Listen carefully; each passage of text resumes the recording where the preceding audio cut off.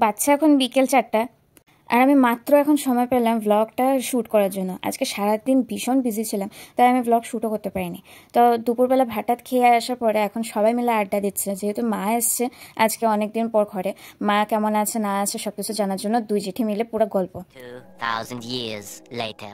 সন্ধ্যা দেওয়ার পর আমার প্রথম ডিউটি থাকে সবাইকে ঘরের জন্য চা বানিয়ে দেওয়া। তো প্রথমে শুভকে এখানে চা বানিয়ে দিলাম, তারপরে পাপাও ইতিমধ্যেই কাজে বেরিয়ে গেছে, তাই আমি আর মা দুজনে মিলে চা খেলাম।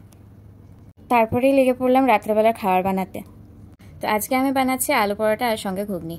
তো এরকম সবসময় হয় না, এখন যেহেতু বেশি শীত পড়েছে আর সবার শরীরটা যেহেতু অসুস্থ, তাই সবাই বলছে আর কি আজকে ঘরে খেয়ে নেবো, কোনো কিছু একটা বানিয়ে নাও, আর রান্না করে যাওয়ার ইচ্ছা হচ্ছে না। তাই আমি এখানে তাড়াতাড়ি করে একটু আলু সিদ্ধ করে নিয়ে আর ঘুগনি আরেক সাইডে বসিয়ে দিলাম।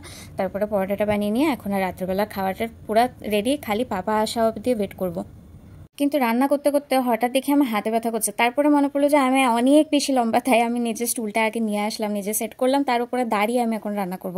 এটা সব থেকে বড় কমেডি আমার লাইফের। আমি কোনো কিছুতে নাগাল পাই না, আমি এতই বেশি লম্বা।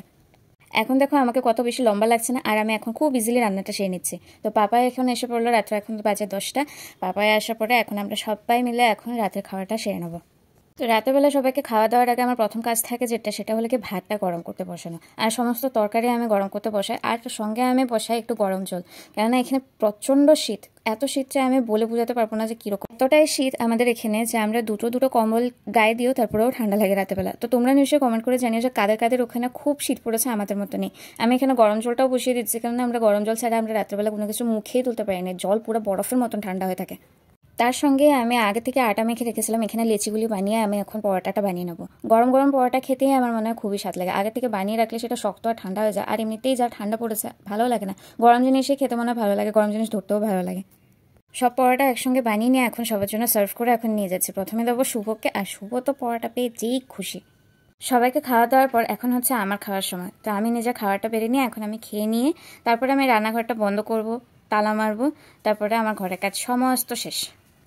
আমাদের রান্নাঘরটা তো আর অ্যাটাচ না আমাদের ঘরের সঙ্গে, তাই তালা মারতে লাগে। তালাটা মেরে নিয়ে এখন চাবিটা পাপাকে দিয়ে দেবো, কেননা পাপা এখন গেটেও তালা মারবে। তারপর এখন দেখছো সবার খাওয়া দাওয়া শেষ আর সবাই টিভি দেখছে। আমাদের সবার ঘুমোতেও একটু দেরি হয়ে যায়, মা পাপা টিভি দেখে আর আমরা দুজনে ভিডিও এডিট করব, সব কিছু করে নিয়ে ঘুমাতে সবার একটা দেড়টা তো বাজেই।